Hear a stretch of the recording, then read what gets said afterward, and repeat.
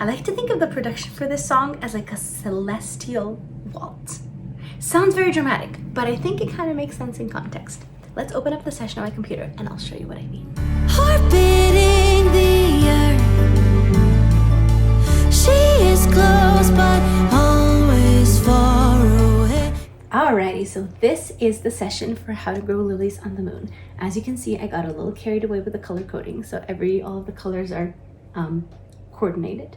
Some of these tracks are muted because these are the strings in the song that were recorded live. But along with this, the only other element that was recorded live is the bass, which is the other thing that is muted. Everything else in this song I'm using from this session that you guys are hearing right now. In this song we have no percussion, no drums, and that's the first time that's happened in a book song since to tell you the truth, that was the last one that had no percussion at all. So when I was trying to figure out what to do with this song, I knew I kind of wanted to take some of the elements that I played around with in the August song, so in the calendar songs, but kind of build up on that and kind of amp the science fiction spacey elements of it. I listened to like Space Odyssey. I listened to a lot of the soundtrack for First Man. It was done by Justin Hurwitz, and it's like he is one of my favorite film composers ever. He is incredible. And he also did La La Land, which is one of my favorite movies ever. But I was listening to that soundtrack a lot, and then I started researching it, what kind of elements he used in the production, in the composition of that soundtrack. And so I really like dove deep into all of the elements that he used there, and then I tried to incorporate it into the song here. As you know, I love science fiction. My favorite TV show ever is The Expanse. So this is like me kind of geeking out a little bit and trying to make something that sounds kind of magical and fairy tale-y, but also spacey at the same time. Let's start with this intro, because this one has an actual NASA mission control recording from one of the Apollo missions in the 60s. And this is copyright free. I didn't realize you could do this, but I was doing some research. I was trying to start the song with some sort of a static, like someone is reaching out to the girl on the moon, to try and get in contact with her. And I was like, oh, it'd be cool if we had like actual NASA transmissions. Turns out we do. And so this is like their standard contact test. So it says, this is Houston, what is it? This is Houston, contact with a test. And then it starts counting up and down. Houston, contact with a test. 1, 2, 3, 4. So this was like a longer transmission. This and the ending of it are the full thing together, but I split it up into the intro and the outro of the song. But that's what you hear here. It is full-on legit NASA transmission, which I thought was kind of like a cool little not Easter egg, but like detail. The other thing that the intro features is a clair de lune interpolation. So this is a part from, like, it's between the opening part of the clair de lune into like the second half, right before dum dum da dum, that part. I don't know if that makes any sense. But the original clair de lune is in D flat major. This song is in D major, so I transposed it a half step down. But this is, I played it like based on the sheet music that is publicly available for clair de lune. Opened it up, played it on my piano, and then just transposed it into D major, half a step up. So this is also part of the reason why I said this is kind of similar to the August song, because the August song features a lot of clair de lune. But I love that song so much. I think it's one of the most perfect, incredible classical music compositions. And I was trying to find a way to still use it in this song, but perhaps a different part of the song that is maybe a little less obvious. So here's the intro together with the chords. Houston, contact with a test. 1, 2, 3, 4, 5, 4, 3, 2. There you go. So that is our intro. And if I remember correctly, let's see. Did I change the tempo here? No, I did not. Never mind. So it's all at 80 BPM, the entire song. For some reason, I thought this was in a different speed. See, this is what I'm saying. I should be filming these like right after I'm done with the production. But I wait until the song is like fully done, and then I start filming these, and sometimes I might forget something. But then we get into the verse. So this song, I wanted it to feel super piano and strings forward. If synths are incorporated here, it's purely as texture elements or harmonic elements, not really as like a frontal melodic piece. So we have this relatively basic piano in the verse that is just doing like a chord. This is the same exact chord progression that I did when I was writing the song on the piano. So I'm literally copy pasting that from the original demo. Added like some 7ths and 6ths into these chords so they feel a little bit more suspended, a little bit more jazzy. We have this, and then we have a verse fill in the piano. And this I came up with as I was working on the song. This fill is part of the post-chorus of the song. Like if we just go to this part, that's the post-chorus of the song is. And then it's dum, and then again dum dum dum dum. That's what you hear again in the post-chorus later on in the song. But I felt like I needed some sort of a fill here in the verse, and I thought it'd be cool to kind of subliminally already bring in the melody that appears later, so it feels a little bit more familiar when it comes in later in the song. So we have this, and this one has a buttload of reverb on it, so it feels like it's floating into space. This entire song, super reverb heavy, a lot of like rotor cabinets, stuff like that, just for things to make things feel like they're both spinning, orbiting, and like they're spacey. Nothing is very dry. It's all kind of like wet and floating on top of each other. The other thing that we have here is what I call a drone. And a drone in a song is when you will have a single note. Usually it's the tonic of whatever key you're in. So I think in this case, I have a D. Let's see if I'm wrong. I have a D and an A. Just kidding. I remember I did this because I wanted it to feel a little bit off, almost like not as grounded, not as centered. And that's another thing like in this song that I tried to play around with. Like a lot of the instruments are just playing one note throughout the entire song. And maybe it's usually just like 1 or 2 cents and maybe the main piano that do the chord progression. Everything else is kind of suspended on that tonic. And that again gives it that floating, airy feel. Like it's not tethered to anything. Because normally whenever you produce this stuff, you will have all of the melodic elements move along with the chord progression, right? Like D, A, G, whatever, they all move around together. But here, most elements do not move, which makes it feel like they're kind of like floating around, which I really like. I was excited when I came up with that. Let me close this for 1 second. So this is the drum. Should we listen to it? Let's listen to it.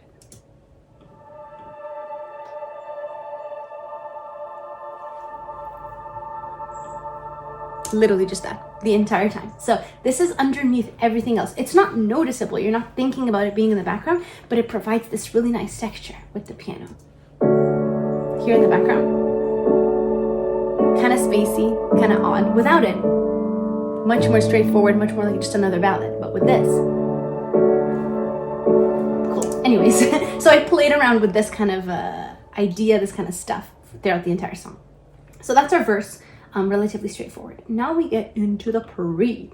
Where should we start? So one is that main piano melody continues, and that drone, the D and A, continue throughout the entire song. If we go back to this is pretty much up until like halfway through the bridge that we have this. Once the song starts like toning down again towards the end, I cut it off. But other than that, that drone is in the entire time. So I'll mute this for now. So this is the pre-chorus piano.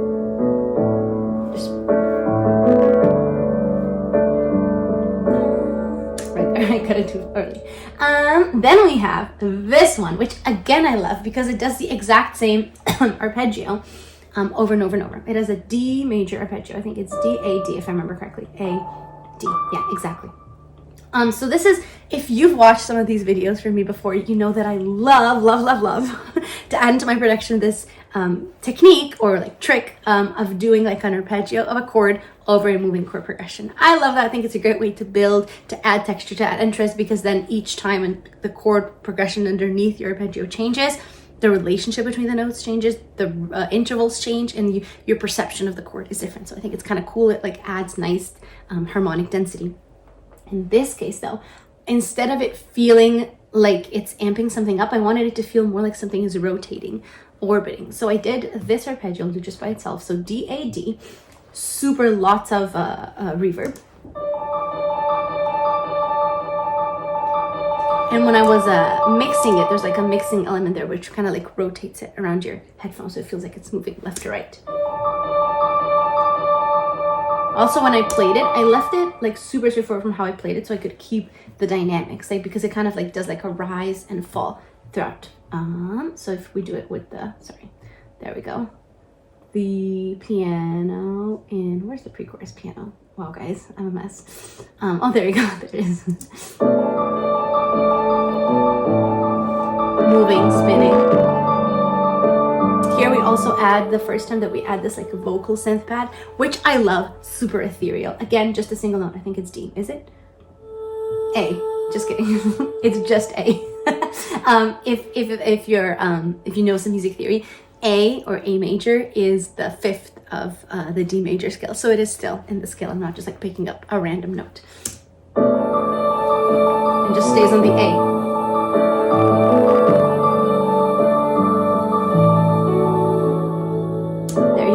I love this. If you listen to it just without the piano, you'll see what I mean with harmonic density and interest. Just the arpeggio, which doesn't change in chords, and the synth pad, it feels more static. See, it's just this. Doesn't go anywhere. But when you layer these over the chords, all of a sudden they're interacting with one another. So that's why I love that one. And the one that's muted right here, that's the drone from the beginning that I said is throughout the entire song. Let's keep going to the chorus. Couple of main things is, in the chorus, we of course have the main piano, which kind of traces the vocal melody a little bit. You'll see what I mean. That's tracing it. It's close but always far away. Curtains in the gray. Chords, but also some of the lead melody interacting with it. Then we have just octaves of the tonic of each chord, just to add a little bit more, not movement, but like to ground it a little bit more.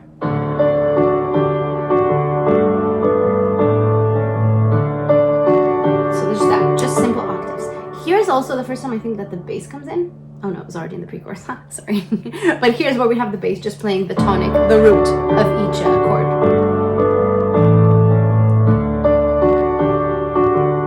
So these are our grounding elements. Most of what is around it, I think, is not moving as much, or like not at least with the chords. What is this one? Let me see. So we have the same arpeggio from before, from the pre-chorus one, but it's treated differently. I made it softer. I added a lot more, even more reverb to it. You can hear that it's a little bit more twinkly, and the movement left to right, the mixing of it is even more pronounced than in the pre-chorus. So that's running in the background. Treat it like the pitches are the same and the instrument is the same, but the way that I mixed it, the way that I, or like at least in the production phase, how I mixed it is slightly different, the way that it's being treated as in the pre-chorus. Then we have the same vocal synth pad from the pre-chorus. Maybe I should do it by itself. Just this one. We have another one. Just another spacey sounding, and I love this one.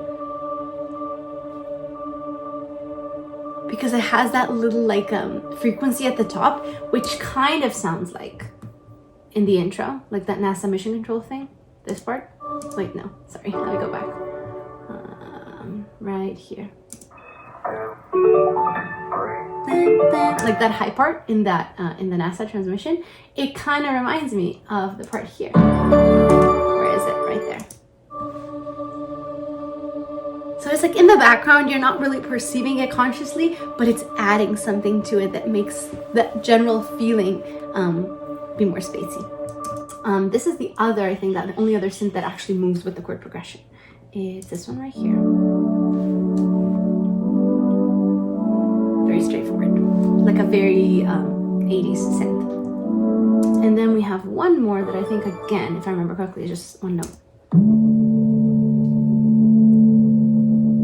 I love this one because it has so much texture to it, like it feels like it's almost vibrating. And this reminds me of, if you've ever seen First Man, where he, I'm trying to remember, I think it's like in one of the scenes where they are trying to fly into the atmosphere for the first time, and he has like an uncontrolled spin, and the way that I hope I'm remembering this correctly, but in the soundtrack at that point, there's like this really intense like rotating synth that feels overwhelming, and it's like kind of fluctuating slightly in the frequency, and this reminds me so much of that soundtrack. Again, very spacey. You don't necessarily like hear it specifically once it's in the production, but it adds something to it. And then I have a cello and a violin that are run through like a rotor effect to give it, rotor literally meaning rotating. And that gives it like that super, they use this a lot in the 60s, this kind of effect. And that's what gives it that, like, to me, this is what gives it that like Apollo mission spacey feel. And that's also what I wouldn't have thought ever to use this if I hadn't researched it and saw that Justin Hurwitz used this in the soundtrack for First Man, like a lot of this effect to give it that like almost vintage space feel. Just a simple D note in the violin, in the cello. This was not recorded live. I'm using the MIDI version of it. Just this running in the background. And then I think I saw there's one more thing, and that's a harp. Yeah, this one right here. Matching the exact same melody from before, D, A, D, D, A, D, but here higher, in a higher pitch, so it almost feels like twinkling, sparkling lights, or not lights, in this case stars, and a lot of like delay on it, so that it doesn't stop. It feels like, see how there's like a little echo, a little delay? I think I have it right here, yeah, right there, a little delay. So it feels like it keeps floating through the air. And here they're all together.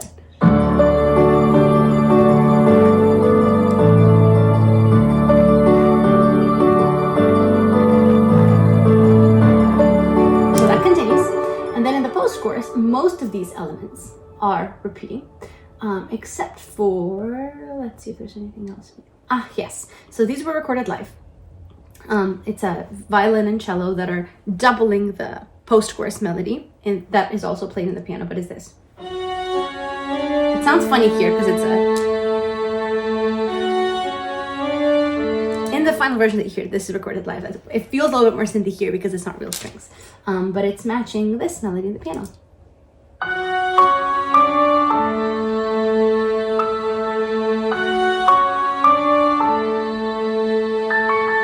Yeah, so these last ones that are shorter in the piano, da, da, da, da, I decided to keep it just in the piano. It was like a little bit more mysterious that way, and it sounded too dramatic almost, with the strings also doubling this. And this is the post melody I was telling you also happens right here in the verse. That's the one that you hear in the background of each verse. And there's one more thing I added here for a little bit more texture, and that is a super fast, let me see if I remember this. I think it's a super fast arpeggio in the piano that runs up and down in the post chorus.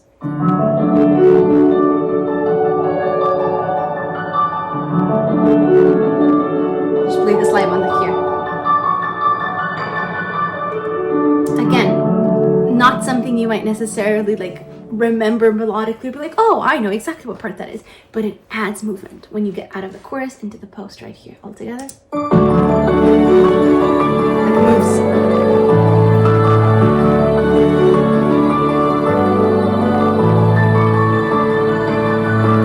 There we go. Now we get into our second verse, and here's where I started, like I was stuck briefly because I knew that I most likely was not going to use drums in this song, which meant that I needed to figure out rhythmic elements in other instruments, not drums. So things that would still sound celestial and spacey, that's a synonym, that would still sound like very, very otherworldly almost, without it being actual drums.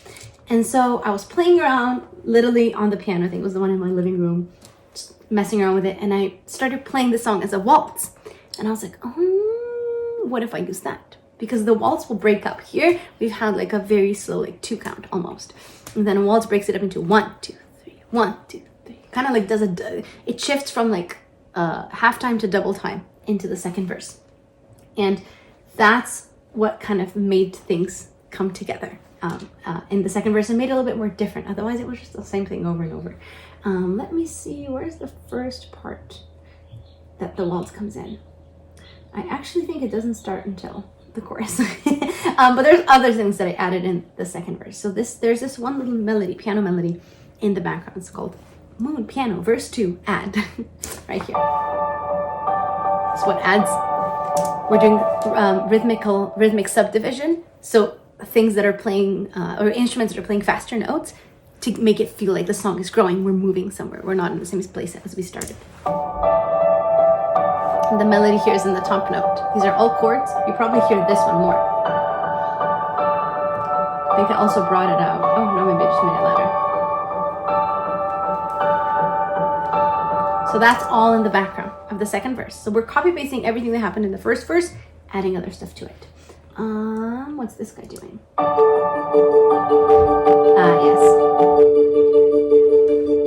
I think it's the exact same melody that we've been doing over and over in this song, which is D, A, D. So you'll like, I'm honestly, I don't remember this. But I'm realizing also now that I reused this melodic motif over and over and over. I remember loving that it feels like you're orbiting something, because it's like circling, do do do do do do do do do. It's like a very circular motif, and it kind of emphasizes that notion of orbiting around something. And in this case, exact same motif that we used before, different instrument. Very spacey. We have a little, very simple violin and cello arrangement here, and this was recorded live in the final version as well. Super easy, straightforward.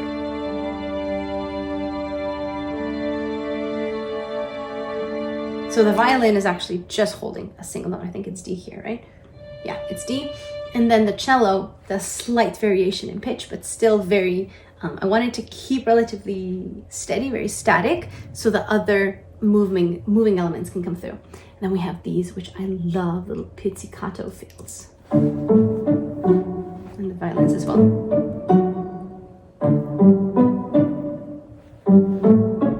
I think this is like the first kind of allusion to the fact that we will eventually get into like an orchestral arrangement for this. So here's the whole second verse.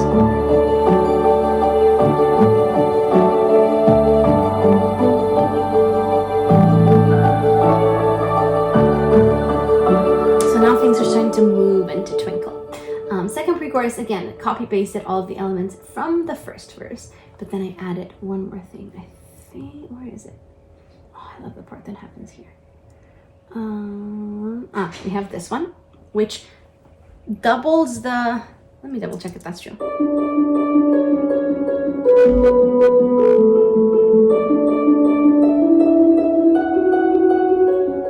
So it's playing a melody, but it's always doubling it in octaves. So it's a D octave, and then C sharp octave. What is that? B octave, A octave. But it creates a movement by going da da da da da da da da da da da. And then we have the same thing, I think, in the piano. Let me find it. Yeah, I think it's this one. No, it's not. Just kidding. This is the piano from before. I lied. It's this one. It's D-A-D. There we go. Yes. No. This one does it.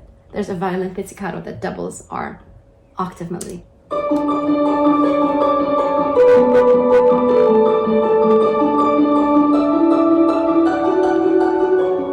And it interacts in like such a cool way, or at least I think, with that first D-A-D-A-D-A-D-A-D-A-D-A. Like this, and then like it's in like, and they offset each other really in a pretty way. Then we also have some, let me mute the other, some pizzicato that kind of carries over from before.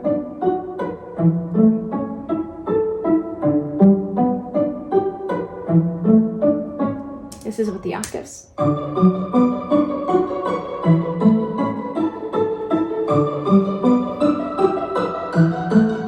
And with everything.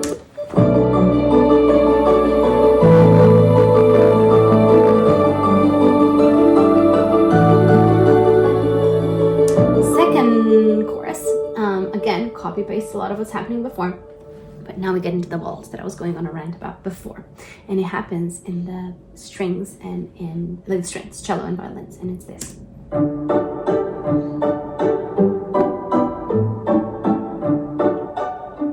These are the violins,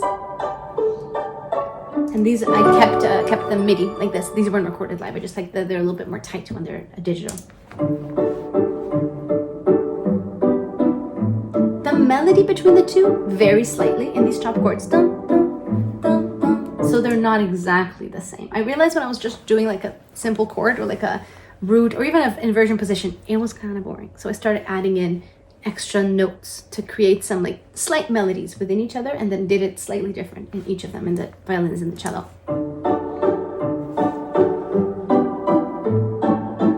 And then I'm carrying over that octave do from the pre-chorus, and this time around it's actually the same two instruments, so it's a violin pizzicato and a harp, but this time around it's doubling the chorus melody. So orbiting the earth here.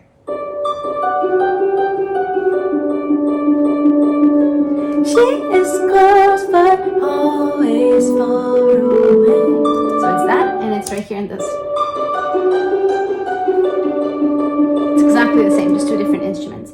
And is there anything else that's different from this? Oh yes, I'm also carrying over some of those chord arpeggios from the pre-chorus here into the strings. These were recorded live. And this spiccato is like, the pizzicato is like when you kind of pluck the string with your finger. Spiccato is almost like a slightly more, like you do it with a bow. So it's a little bit more, the attack feels heavier, like it's not as airy and light, and I like that because it amped slightly the energy of our second chorus.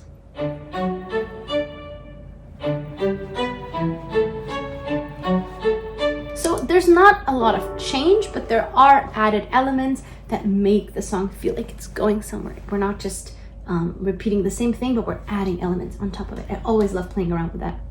I always get annoyed if my songs feel too static, or like if by the time you're done listening to it, it didn't feel like it went anywhere, you know? So I always try and find places, and some people might not like that. It's just my personal preference, and I think it's because I grew up listening to ABBA, and a lot, like their whole production is that like counter melodies in the background of the production. So like instrumental melodies that counteract or interact with the lead vocal melody, and then growth and this sort of like a aspiration for a certain lushness when you listen to the production. Bridge, ranting. We have a standard piano that carries throughout the song that just does. All of the main piano here in this song is pretty much exactly what I played when I first wrote the song. And I was playing around with changing it, but then I realized that something about it, just like the chords that I was playing, how I was playing it, it felt really native to the song. And whenever I was trying to change it, it didn't quite work. It like kind of ruined or messed with the feel of the song. So that's that. We have a super dramatic arpeggio in the piano, and if I remember correctly, it's doubled in the, no, it's not, just kidding. I thought it was in the harp in the chorus, but it's not. So it's a piano, and this is a similar trick to what I used in To Tell You the Truth. In the bridge of that song, there's like a harp that does like a big like up, it's like a scale slash basically an arpeggio, chord arpeggio, going up and down the entire keyboard super fast, almost like someone's like just running their hands through the strings of the harp. And here I did the exact same thing, but in the piano. So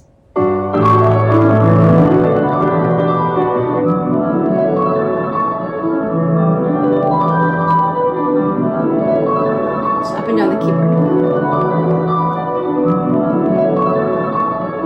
And again, this movement of up to down feels very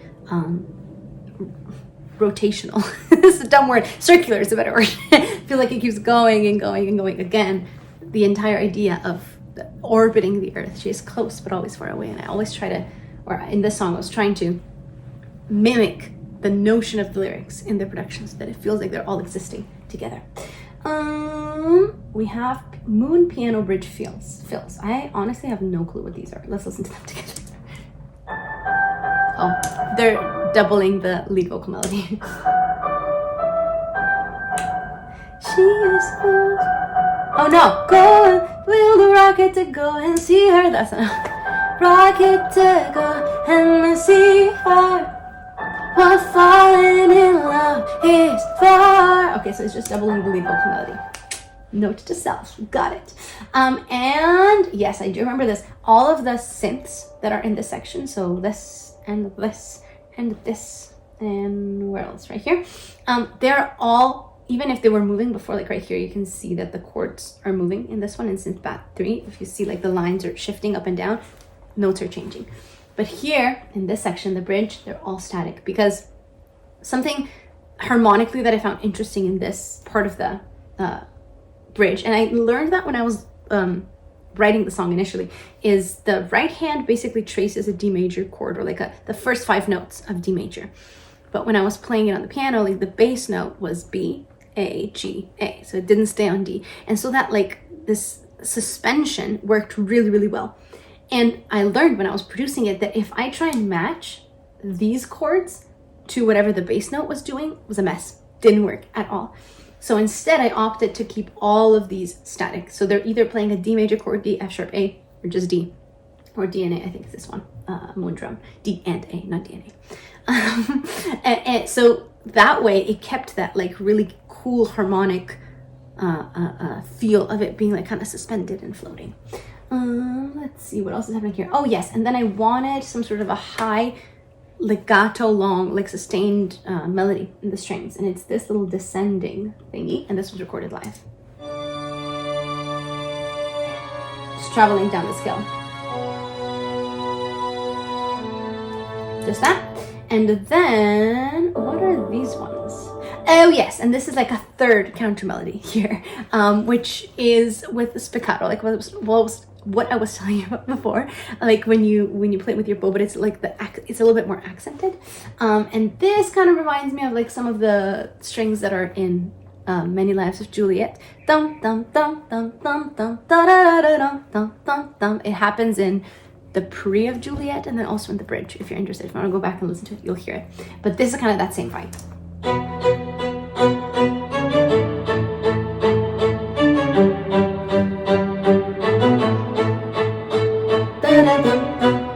So that's like the background extra melody, and then of course we're carrying over the waltz from before, but in the strings. Oh, I love this so much. This is what makes me feel like a celestial waltz. And then this one.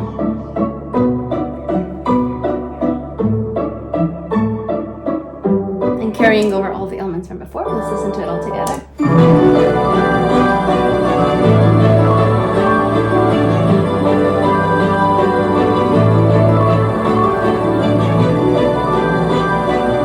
Anyways, and then for the rest of the song, so this melodic motif in the lead vocal, build a rocket to go and see her, that's what falling in love is for, happens 4 times. And it was that way when I was writing it initially on the piano, and then when I was doing it first, when I was writing the song, I moved up 1 octave on the keyboard with each iteration of this.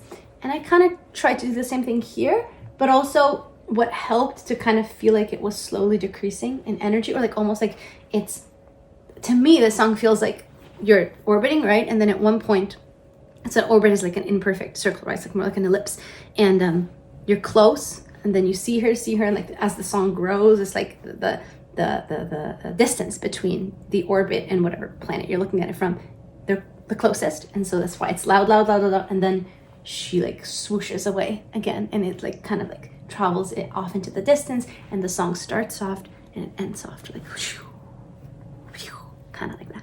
I hope that makes sense. I don't know if I'm explaining it well, but that's what I had in mind when I was writing this or making this. And so elements are slowly, gradually being taken away for it to feel like things are dying down slowly. And we can actually listen to it. You'll hear, I can zoom out so you see what is being removed. But I'm not changing anything of what's happening melodically. I'm just taking things away.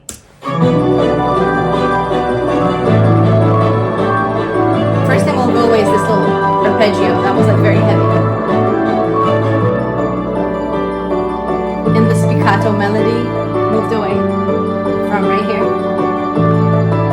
Now we move everything up an octave in the piano. And now we're going to bring in the NASA mission control again. 2, 1, 1, 2, 3, 4, 5, 4, 3, 2, 1, that's okay. So when this comes in, when the NASA mission control comes in, there's one new element that I added, and that's that post melody in the piano. So that is a new thing. And then, as like a tiny little surprise towards the end of the song, as it slowly starts fading out, is this little like panned super to the left, as you can see here, is an interpolation of Clair de Lune. But again, different part of the song. I played it on like a look at the sheet music, played it here on the piano, transposed it, well not down, up, half step up. It's this one. If you look at the sheet music of Clair de Lune, I think this is the chord progression towards the end of the first page, like after that first intro part, dun, dun, dun, da, da, da, at the end of that, like the first time that a big lush chord comes in, that's that. And together, I kind of like that it feels not dissonant, but it feels like not fully attached to the melodic elements of my song of How to Go Lilies on the Moon, and I kind of like that because it felt like, again, not clashing, but just like slowly, just gently like detached from one another.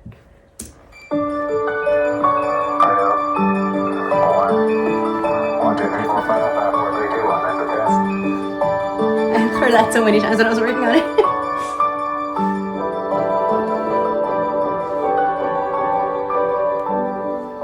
And then the rest of the song is just really careful automation. Automation meaning like volume manipulation manually.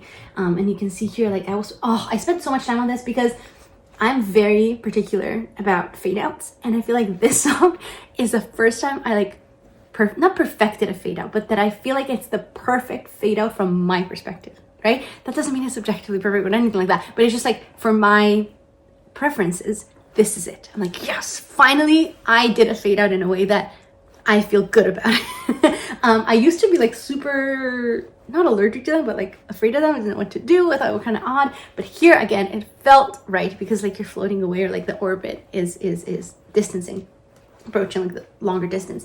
And so I spent so much time trying to figure out precisely how I wanted this fade out to feel, because there's certain elements that temporarily drop out and then they come back in towards the end.